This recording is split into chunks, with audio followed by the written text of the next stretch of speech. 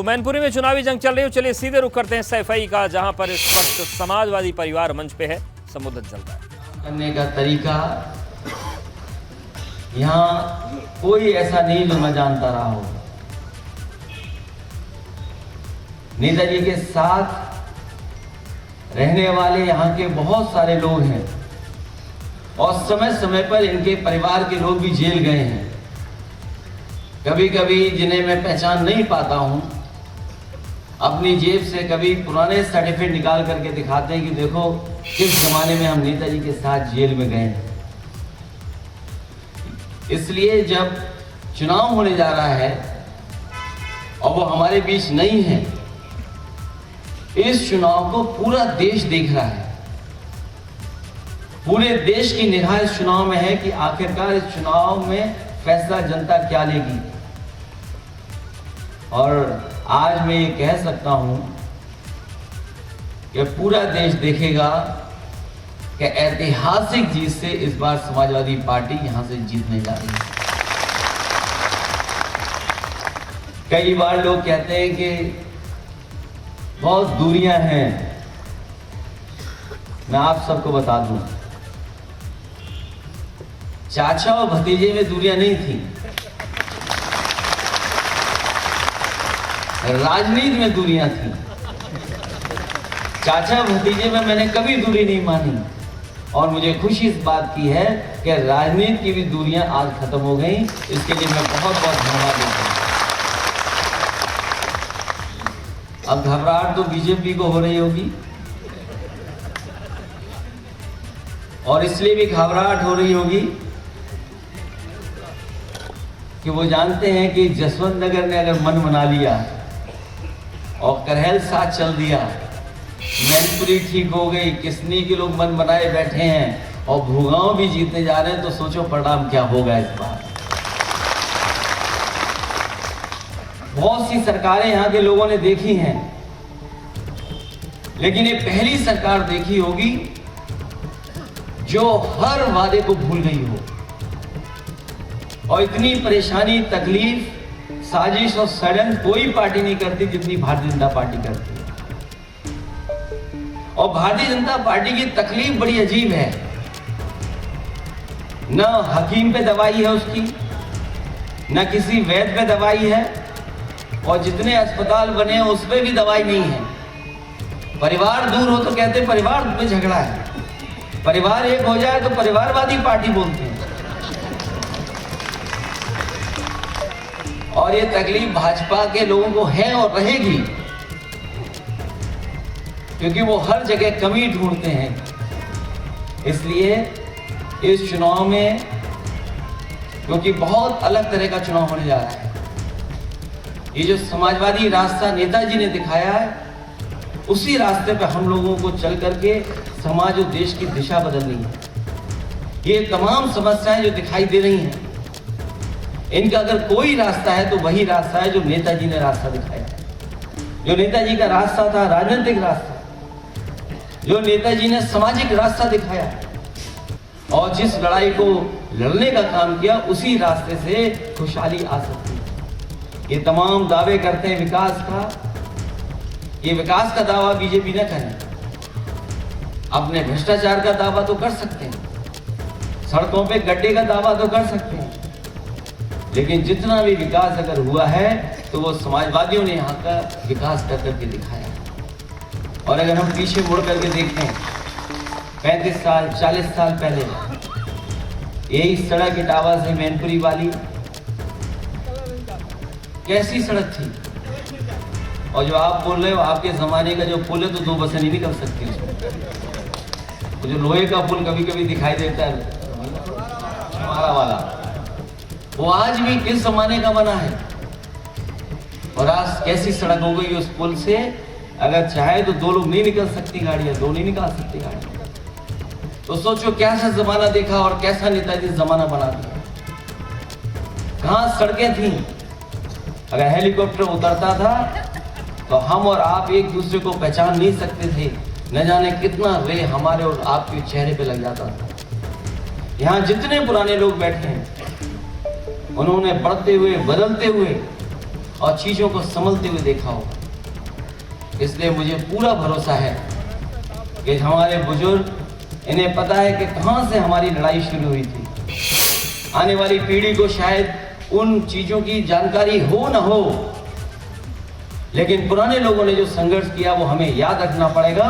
और नई दिशा में जो आने वाले समय में हमें नेताजी ने जो दिया है समाजवाद, जो आज तक हमें लेकर के यहाँ तक आए, नई पीढ़ी की जिम्मेदारी बनती है कि अगले 50 साल वो आंदोलन को और उस विचारधारा को कैसे लेकर जाए। तमाम समस्या है। ये जो अस्पताल है यही नेताजी की देन है। हाँ, छोटा अस्पताल बन रहा था, आज मेडिकल कॉलेज है। हाँ, थोड़ा बहुत छोटी जगह बन गई थी अस्पताल के लिए, और आज इतना बड़ा अस्पताल है कि जो लोग कभी ग्वालियर और आगरा जाते थे इलाज कराने के लिए, वो आज सैफई में इलाज उनका हो रहा है, वो नेताजी की वजह से। और मैंने कई मौकों पर कहा, और वो सड़क का मैं इसलिए याद दिलाता हूँ, अभी जब देश में सूची बन रही थी कि देश के सबसे अच्छे एक्सप्रेसवेज कौन से हैं, तो देश का सबसे अच्छा एक्सप्रेसवे कोई निकला है तो वो आपका आगरा लखनऊ एक्सप्रेसवे है। और ये कम समय पर इसलिए बन गया, अगर नेताजी जिद नहीं करते, नेताजी नहीं कहते उस दिन, तो शायद हम लोग 22 महीने या 23 महीने में नहीं बना पाते। जिस समय शिलान्यास के लिए बुलाया था नेताजी को, नेताजी ने कहा कि मैं शिलान्यास तभी करता हूँ जब मुझे उद्घाटन की तारीख पता होती है। मैंने कहा नेताजी ये सड़क एक्सप्रेसवे बन रही है। मुझे उन्होंने बोला कि कभी तुमने देखी है सैफई से पता रोड मैंने कितनी जल्दी बनवा दी। मैंने मजाक में कह दिया कि वो पगडंडी है, वो ये एक्सप्रेसवे है। नेता ने कहा देख करके आओ, तब पता लगेगा सड़क मजबूत कैसे बनती है। और मुझे याद है जब तारीख तय हो गई, सभी कंपनियों ने तय कर लिया कि हम कम समय में बना देंगे, और जब नेताजी से कह दिया कि हाँ इतने दिन में मैं बन करके तैयार हो जाएगी, तब नेताजी ने उस सड़क का शिलान्यास किया।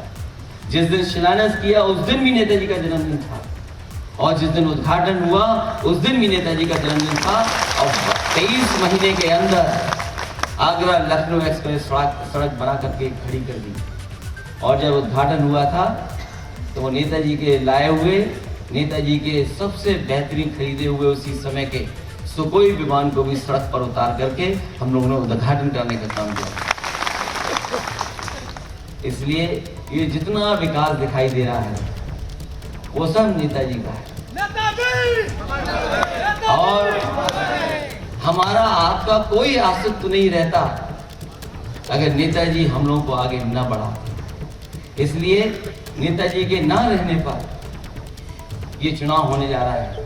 और लोग तो कहते हैं कि जो अच्छे लोग होते हैं वो कभी मरते नहीं, हमारे आपके बीच में रहते हैं, और आत्मा कभी खत्म नहीं होती। और कहीं ना कहीं नेताजी ये देख भी रहे होंगे कि हम लोग आने वाले समय में क्या फैसला लेने जा रहे हैं। और ये शुरुआत है कि हम सब लोग एक हो गए। आने वाले समय में परिणाम बताएगा कि ये परिणाम कितना बड़ा होने जा रहा है। और सैफई के लोग अगर मना लें, सैफई के हमारे ये सभी कार्यकर्ता नेता जो बैठे हैं, अगर ये गांव-गांव जाकर के मना लेंगे तो शायद ही कोई खिलाफ वोट डालने जाएगा। क्योंकि सड़क पे सब चलते हैं, अस्पताल में सब आते हैं, एम्बुलेंस सबके लिए है। जो काम हुए हैं वो सबके लिए हुए हैं, किसी एक के लिए नहीं हुए हैं। ये तो बीजेपी का प्रचार है और हमसे विरोध करने वाले लोगों का प्रचार है कि हम एक ही परिवार की पार्टी, एक ही जाति की पार्टी है, एक ही धर्म के लोगों को सहारा देते हैं। ये केवल हम लोगों के खिलाफ झूठा प्रचार है। नेताजी ने हमेशा भाईचारे की राजनीति की, नेताजी ने हम लोग को सौहार्द की राजनीति सिखाई है और कैसे लोगों का सम्मान करना है उस रास्ते को दिखाया है। इसलिए हमारी आपकी जिम्मेदारी बनती है कि जब नेताजी नहीं हैं तो ऐतिहासिक जीत दिलाने का काम हम लोग समाजवादी पार्टी की करें। इन्हीं शब्दों के साथ मैं बहुत बहुत धन्यवाद देता हूं। और यही मैदान है जहां पर हम लोग क्रिकेट खेले हैं, यही मैदान है जहां आप लोग बैठे हैं, यही हमने क्रिकेट खेली है बचपन में। जब राजनीति में आ गया तब भी क्रिकेट खेली है। और ये जितने पेड़ हैं, शायद चाचा जानते होंगे, ये सब पेड़ हमारे लगाए हुए हैं। ये जितने पेड़ आपको दिखाई दे रहे हैं, क्योंकि इतने रेत इलाका था ये कि जब भी पेड़ लगाते थे पेड़ मर जाता था। फिर हम ढूंढ ढूंढ के लाए कि कौन सा पेड़ है जो रेत में चल सकता है। इसको ठीक कर करके सब पेड़ हम लोगों ने लगाए हैं और आज भी मुझे दिखाई दे रहे हैं, सब हरे भरे पेड़ दिखाई दे रहे हैं, बड़े हो गए हैं। और बालन खीरा तो ज़्यादा दिखाई दे रहा है, वो इसलिए भी ठीक है कि किसी बुजुर्ग को अगर पेट की तकलीफ हो तो उसको पीस के खा लें, चूर्ण बना लें तो स्वास्थ्य ठीक हो जाएगा।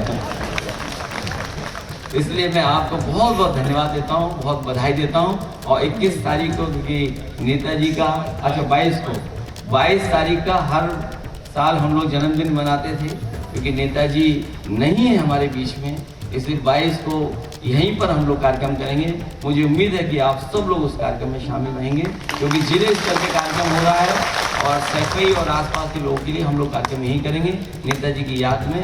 22 तारीख को 11 बजे कार्यक्रम इसी पंडाल में अनुमति लेकर के हम लोग करेंगे। बहुत बहुत धन्यवाद, बहुत बहुत आभार प्रकट करता हूँ इस उम्मीद, इस भरोसे के साथ कि सैफई ब्लॉक सबसे ऐतिहासिक जीत दिलाएगा। और जो चाचा ने कहा कि ईवीएम का पूरा ध्यान आखिरी वक्त तक करना है, क्योंकि सरकार ये नहीं बताती है कि 20 लाख ईवीएम गायब हैं। डब्बे बदल सकते हैं तो ईवीएम भी बदली जा सकती है। और कभी कभी लोग शिकायत ये करते हैं कि ईवीएम 15 दिन रखी हुई है तब भी बैटरी पूरी 100%। पिछली बार तो चुनाव जनता ने आपको जिता दिया था, लेकिन प्रशासन ने और बहुत सारी संस्थाओं ने मिलकर के आपको चुनाव हराया। जनता ने वोट आपकी सरकार बनाने के लिए दिया था। पूरी जनता जानती है कि उत्तर प्रदेश में समाजवादियों की सरकार बननी थी। बैलेट में हम ही लोग जीते थे, 300 से ज्यादा सीटें जीते थे। इसलिए आखिरी वक्त था। और फॉर्म 17 का जब मशीन सील हो जाए तो उसकी फोटो लेकर के अपने पास जरूर रख लें, क्योंकि उसमें ईवीएम का नंबर भी है, वोट कितने पढ़ करके कितने सील हुए वो भी है। उसके साथ साथ आखिरी वक्त तक देखना पड़ेगा, क्योंकि रात में कई बार 2 और 3 बज जाते हैं जब स्ट्रॉन्ग रूम सील हो पाती है, मशीनें जाती हैं। इसलिए जहां दिन में हमें काम करना है वहीं रात तक हम लोग को जिम्मेदारी निभानी है, क्योंकि ये चुनाव बहुत महत्वपूर्ण है। इसलिए भी महत्वपूर्ण बन जाता है कि बंगाल में तो ये हारेंगे, बिहार में भी राजनीति बदल गई है, उत्तर प्रदेश ही है और उत्तर प्रदेश ने तय कर लिया कि बीजेपी नहीं आएगी तो देश में कहीं बीजेपी नहीं आ सकती। इसलिए आपकी हमारी जिम्मेदारी जहां नेताजी के सम्मान के वो तो है ही है, लेकिन देश की राजनीति को दिशा दें उसकी भी हमारी आपकी जिम्मेदारी बनती है। यही रास्ता नेताजी ने दिखाया था, उसी रास्ते पे चल करके हम लोग समाजवादी पार्टी को मजबूत करेंगे। बहुत बहुत धन्यवाद और बहुत बहुत आभार व्यक्त करता हूँ।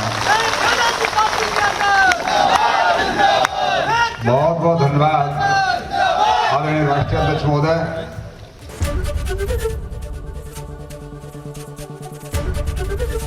एबीपी गंगा, खबर आपकी, जुबान आपकी।